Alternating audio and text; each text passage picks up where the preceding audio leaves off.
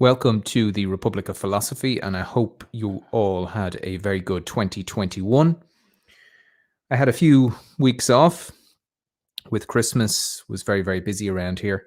So we're going to get back into Peter Sloterdijk's critique of cynical reason. And we are on today part of the 8 Unmaskings, a review of critiques, page 26. So if you have the book, if you have a PDF, feel free to read along. Critique of religious illusion. Deception always goes further than suspicion.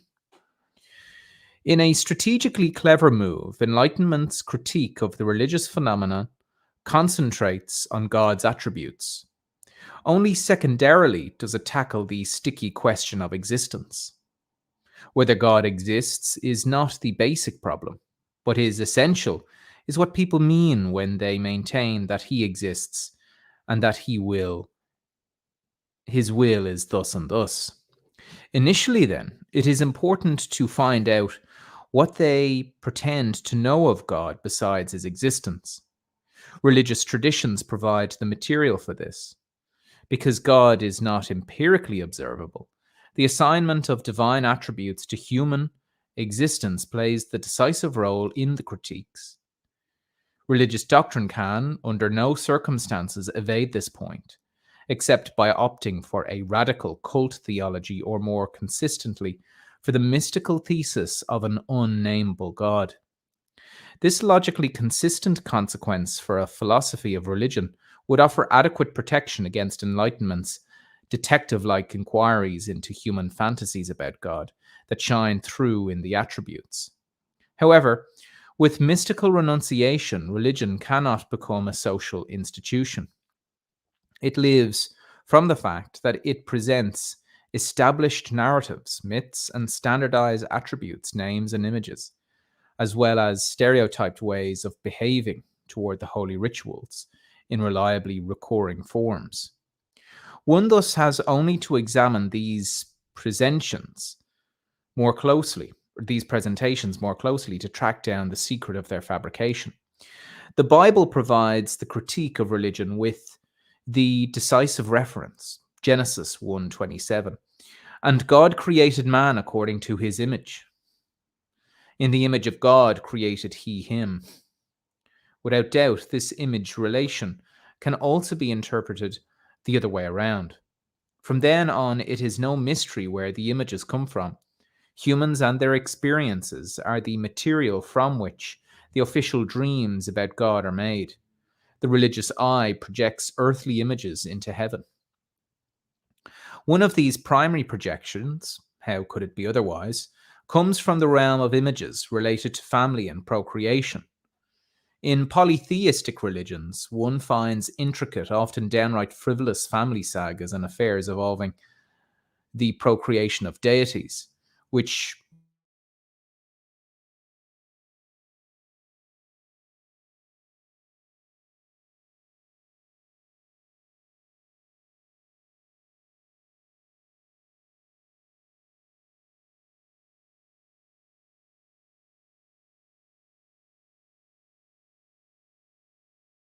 that the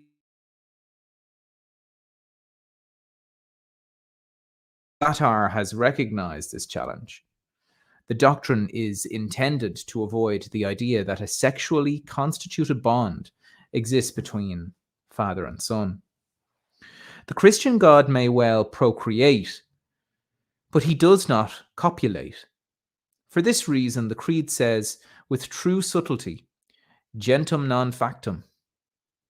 Closely related to the idea of procreation is that of authorship of creation, which is attributed particularly to the superior and monotheistic gods. Here, human experience is mixed in with production, rooted in agrarian and artisanal activity. In their labor, human beings experienced themselves prototypical as creators, as authors, as a new, previously non-existing effect. The more the world became mechanized, the more the idea of God was transferred from the biological conception of procreation to that of production. Accordingly, the procreating God became increasingly a world manufacturer, the original producer. The third primary projection is that of succor, among the constitutive images of religious life, perhaps the most important. The great part of religious pleas are addressed to God as helper in the distress of life and death, because, however, God's succor, presupposes his power over worldly events. The fantasy of the helper is blended with human experiences in protecting, caring, and ruling. The popular image of Christ shows him as the good shepherd. In the course of the history of religion, the gods have been assigned jurisdictions and responsibilities, whether in the form of sectorial sovereignty over a natural element such as the sea, river, wind, forest, and grain, or in the form of general rule over the created world.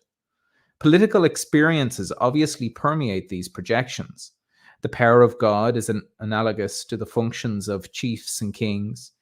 The religion of feudal society is the most open with its political projection of God, in that it unhesitatingly institutes God as the highest feudal lord and addresses him with the feudal title of Lord. In English, one still says, my lord. Anthropomorphism and sociomorphism is revealed most naively where pictorial representations of the gods were attempted. For this reason, religions and theologies that have reflected on this have promulgated a strict prohibition of images. They recognize the danger of reification. Judaism, Islam, and also iconoclastic factions of Christianity have on this point exercised an intelligent continence. Enlightenment satire amused itself over African deities, for whom a black skin was just as self-evident as were slanted eyes for Asiatic idols. It entertained itself with the thought of how lions, camels, and penguins would probably image their dear god as lion, camel, and penguin. With this discovery of projective mechanisms, critique of religion provided Enlightenment with a sharp weapon. Without great trouble, it can be shown that the mechanism of projection is basically always the same, whether it is a matter of sensual, naive notions, like slanted eyes and white, grandfatherly beards, or of the subtle attributes such as personality, original authorship, performance, or foreknowledge. In all this consists critique of religion leaves the question of the existence of God untouched. Part of its rational tact is not to go beyond the area defined by the question, what can I know? The critique first suffered a dogmatic regression when it itself jumped over the limits of knowledge with its own negatively metaphysical statements and began to profess a clumsy atheism. From then on, representatives of organized religion could point with satisfaction to the approximation between the atheistic Weltanschauung and the teleological, for where a frontal contradiction comes to a standstill, there is no progress beyond the limits of both positions, and institutions interested, above all, in self-preservation do not need anything more. Besides the anthropological exposure of God's projections, Enlightenment has used since the 18th century a subversive second strategy in which we discover the germ of modern theory of cynicism. It has known as the theory of priest's deception, where Enlightenment approaches religion through an instrumental perspective by asking, whom does religion serve, and what function does it serve in a life of society? The Enlighteners were not at a loss for the apparently simple answer. In any case, they only needed to look back on 1,000 years of Christian religious politics, from Charlemagne to Richelieu, to read the answer from the bloody tracts of religiously tinged violence. Quote, all religions are erected on the ground of fear. Gales, thunder, storms are the cause of this fear. Human beings who felt impotent in the face of such natural events sought refuge in beings who were stronger than themselves. Only later did ambitious men, artful politicians, and philosophers begin to take advantage of the people's gullibility. For this purpose, they invented a multitude of equally fantastic and cruel gods who served no other purpose than to consolidate and maintain their power over people. In this way, various cults from forms arose that ultimately aimed only at stamping a kind of transcendental legality on the existing social order. The basis of all cults forms consisted in the sacrifice the individual had to make for the well-being of the community. So it is no wonder that, in the name of God, the great majority of human beings are oppressed by a small group of people who have made religious fear into an effective ally. A picture of morals in the 18th century, written by the intimate friend of Friedrich the Great, Marquis d'Argens. The authorship remains unclear since it is based only on a remark of Marcus de Sade. So that is basically what I read out there. This is an instrumentalist theory of religion that is quite blunt. Admittedly, it too attributes the genesis of religions to human helplessness, projection of the helper. What is significant about it, however, is that we find in it the breakthrough to an openly reflective instrumentalist logic. Questioning the function and application of religion is the future dynamite of ideology critique. There we go. To drop the book there.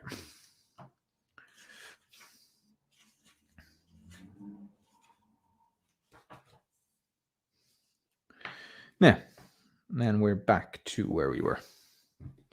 For the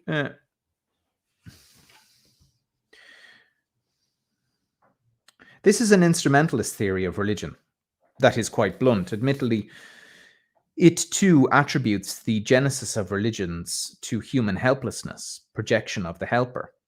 What is significant about it, however, is that we find in it the breakthrough of an openly reflexive instrumentalist logic. Questioning the function and application of religion is the future dynamite of ideology critique, the seeds of the crystallization of modern self-reflective cynicism. For the enlightener, it is easy to say why religion exists, first, to cope with the existential fears, and second, to legitimate oppressive and social orders. At the same time, this implies historical sequence, as the text implicitly emphasizes. Only later, the exploiters and users of a religion must be of a different caliber than the simple and fearful believers. The text chooses its expressions accordingly. It talks of ambitious men and artful politicians and philosophers. The expression artful cannot be taken seriously enough. It tries to capture a religious consciousness that uses religion as an instrument of domination. Religion has the sole task of establishing a permanent mute willingness to sacrifice in the hearts of the subjugated. The Enlightener presumes that the rules know this and let it work to their advantage with conscious calculation. Artfulness, finesse, expresses just that refinement in the knowledge of domination. The consciousness of those in power has grown out of religious self-deception. It lets the deception go on working, but to its advantage. It does not believe, but it lets others believe. There have to be many fools so that the few can remain the clever ones. I maintain that this Enlightenment theory of religion represents the first logical construction of modern self-reflective master cynicism. However, this theory was not able to explicate its own structure and implications, and, in the course of theoretical development, it perished. In general, the prevailing opinion is that ideology critique did not find its valid form until Marx, and that the system of Nietzsche, Freud, and others continued to elaborate that form. The textbook opinion about the theories of priests' deception says that the approach was inadequate and was justifiably superseded by the more mature forms of sociological and psychological critique of consciousness. That is only partly true. It can be shown that This theory includes a dimension that sociological and psychological critiques not only failed to grasp, but to which they remained completely blind when it began to manifest itself within the own domain of artful dimension. The theory of deception is, in its reflective aspect, more complex than the politico-economic and the depth psychological exposure theory. Both theories locate the mechanism of deception behind false consciousness. It is deceived, it deceives itself.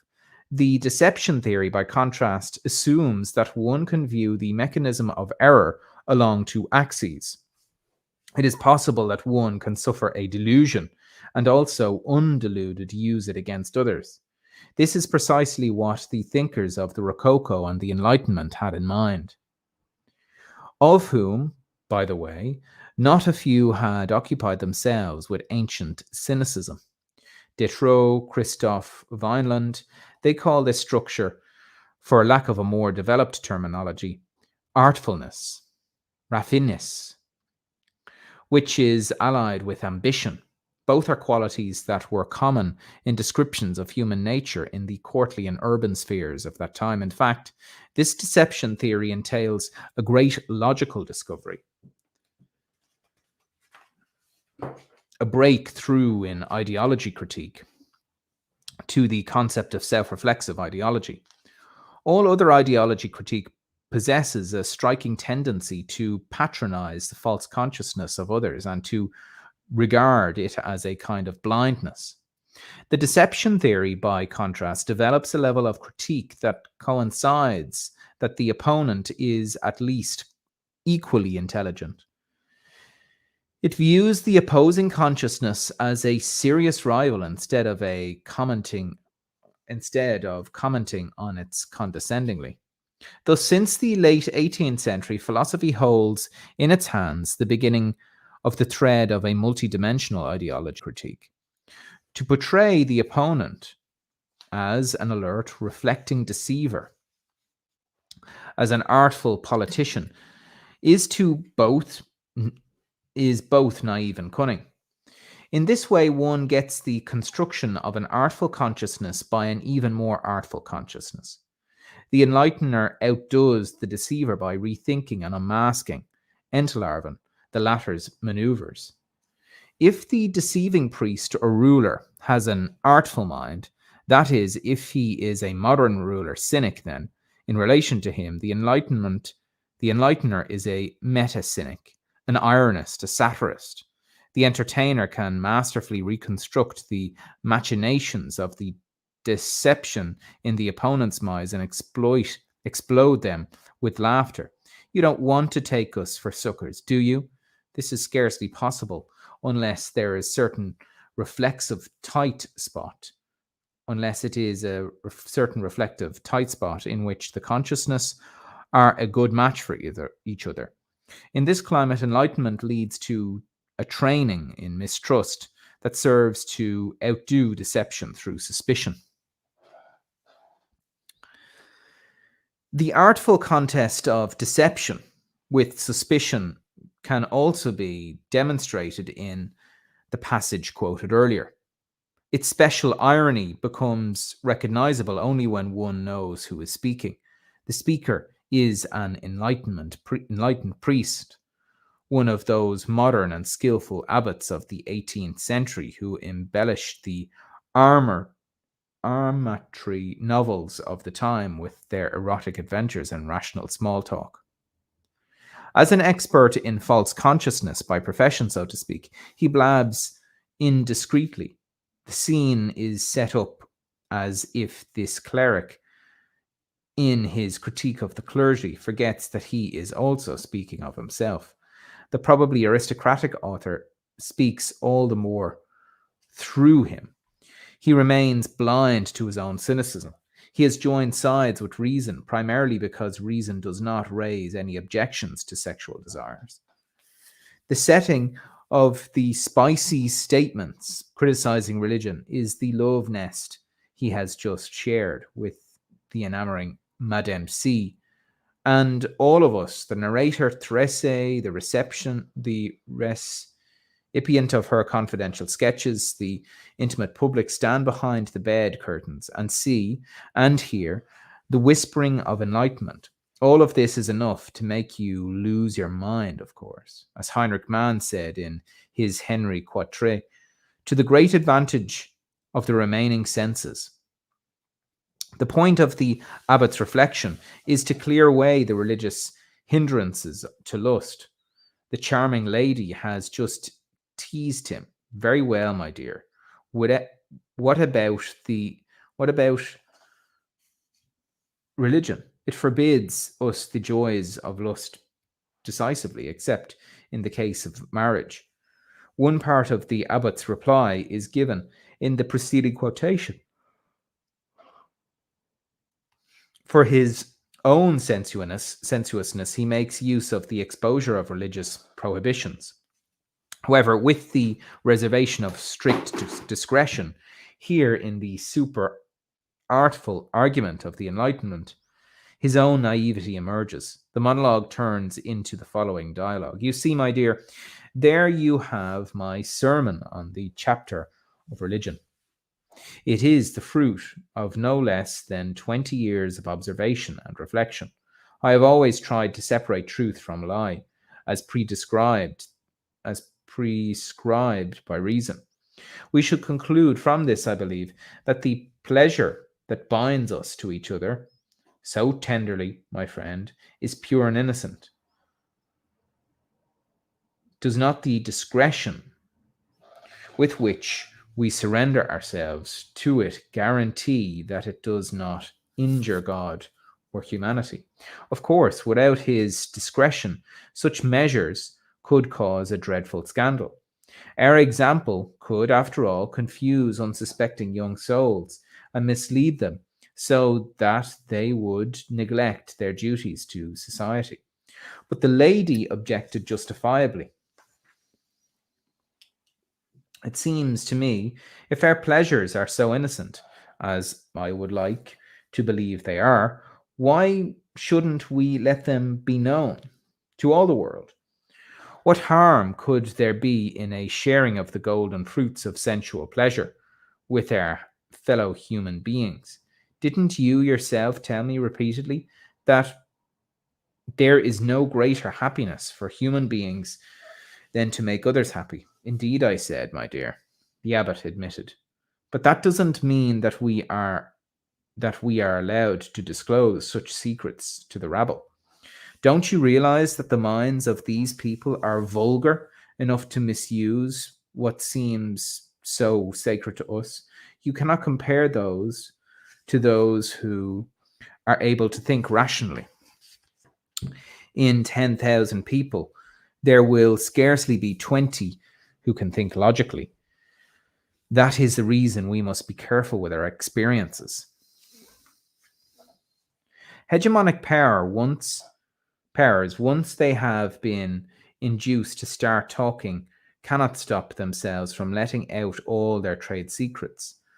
Once discretion is assured, they can be marvelously honest. Here in the works of the abbot, a hegemonic power ruses itself to a truly insightful confession, in which can also be heard a large part of Freudian and Reichian theory. But the enlightened privileged also known exactly what would happen if everyone thought they would the way they do. For that reason, the awakened knowledge that rulers have placed discrete limits on himself, this knowledge foresees social chaos of ideologies. Religions fear the conformities were to disappear overnight from the minds of the multitude. Itself without any illusions, it realized the function of necessity of illusion for the social status quo. This is the way enlightenment works in the minds of those who have recognized the origin of power. Its causation and its discretion are completely realistic.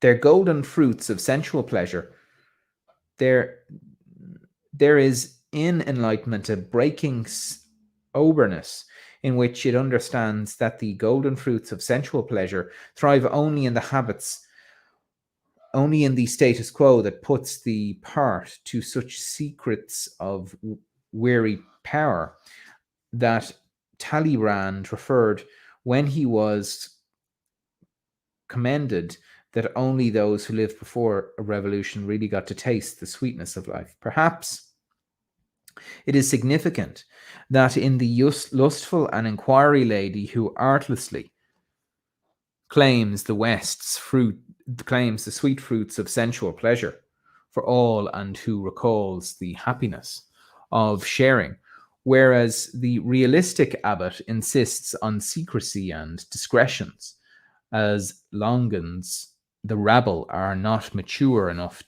for such sharing. Perhaps we are bearing from the lady the feminine voice, the voice of the democratic principles, of erotic liberty.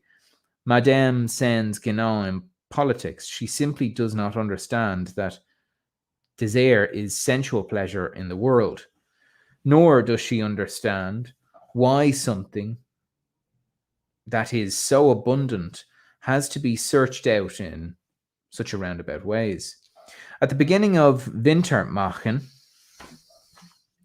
Heinrich Heine takes up this argument concerning libertality. He puts the old chant of self-denial, which rulers let the foolish folk sing, in its place the system of oppression. I know the style, I know the text, and also their lordship, the authors. I know they secretly drank wine and publicly preached water.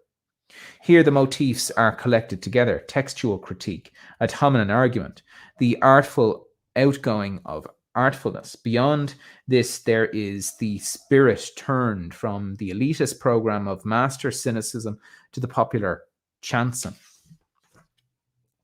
There grows enough earthly bread for all of humanity's children, no less roses and myrtle, beauty and joy, and sweets, peas as well. Yes, sweet peas for everyone. As soon as the pod burst, heaven will leave to the angels and sparrows.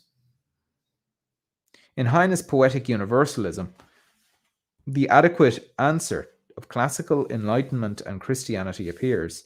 It takes Christianity as knowable instead of leaving it in the ambiguities of faith. The Enlightenment surprises religion by taking it more seriously in its own ethos than religion takes itself. Thus, the slogans of the French Revolution sparkle at the beginning of modernity as the most superbly Christian abolition of Christianity.